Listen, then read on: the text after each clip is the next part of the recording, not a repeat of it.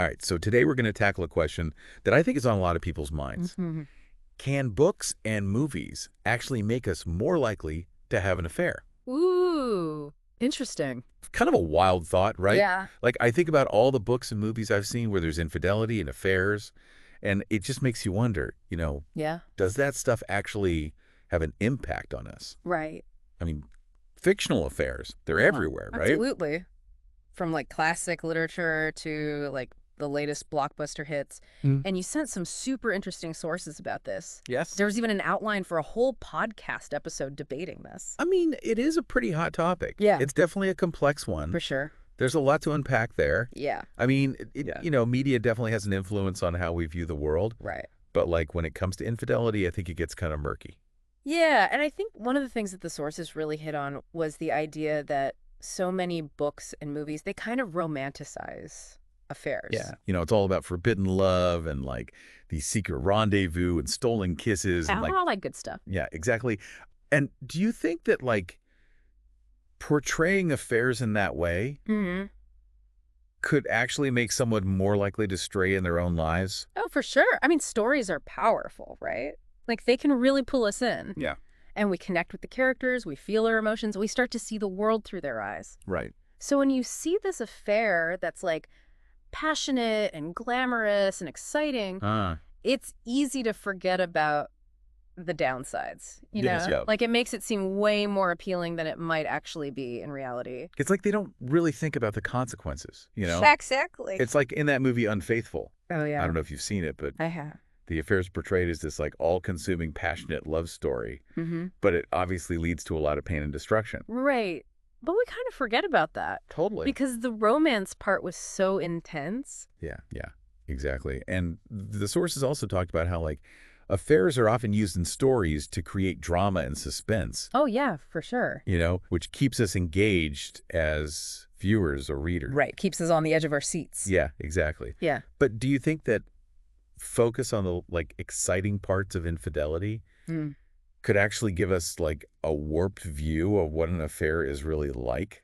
I think it definitely can. I mean, stories, especially ones that are really popular, they don't always show the long-term fallout. Right. Like the guilt, the shattered trust.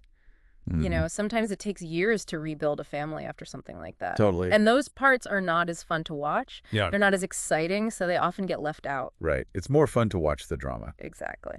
But our listener also gave us some arguments on the other side of this. Okay. So they pointed out that not all depictions of affairs are like super positive. Right. Like sometimes in stories you see characters who cheat and then they face some pretty rough consequences. Yeah. Could that actually discourage people from having affairs in real life? Yeah, I think it could. I mean, when a story really focuses on the bad stuff, yeah, the fallout from an affair, it can be like a cautionary tale. Right. Like, don't do this. This is what could happen. Well, you're really going to regret it. Exactly. But, everybody brings their own baggage to the story, right? Like their own experiences and values. Totally. So what one person finds repulsive, another person might be like, oh, I get it. I kind of see where they're coming from. Exactly. It's so interesting. Yeah. I'm curious, have you ever felt like a book or a movie, even subconsciously, has influenced your view on relationships? Oh, yeah, for sure. I know there have been times where I'm watching something and I'm like, wow,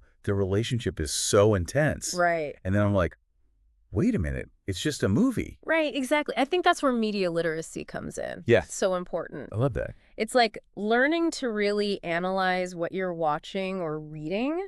Like ask yourself, what is the author trying to do here? What's their point? Yeah, what perspectives are they showing and what are they leaving out? Right. And like, why am I drawn to this story? Yeah. Like if you always find yourself watching movies about affairs, maybe you want to think about why that is. Yeah, and I think it's not about like avoiding those stories. Yeah. It's more about just being aware. Right, exactly. Just being mindful of like how they might be affecting you. Yeah, and I think the sources also suggested having those conversations with your partner. Yes. About the things that you're watching or reading together. Absolutely. Because sometimes just talking about it can help you understand each other better. Yeah, and maybe it'll spark some deeper conversations about your values and expectations in the relationship. Exactly. Like, where do you draw the line? What's okay? What's not okay? For sure. So I think it's safe to say that while we can't say for sure that fiction, like, causes affairs, Right. it definitely shapes how we view them. Yeah. like our perceptions of love and commitment and infidelity. Totally. So I think the big takeaway here Yeah. is next time you get swept up in one of those like super passionate love stories, especially if there's an affair involved, just take a second. Yeah. Ask yourself, is this just entertainment? Right. Or is it actually like subtly influencing my own views about love and commitment? It's a question worth asking for sure. Definitely food for thought.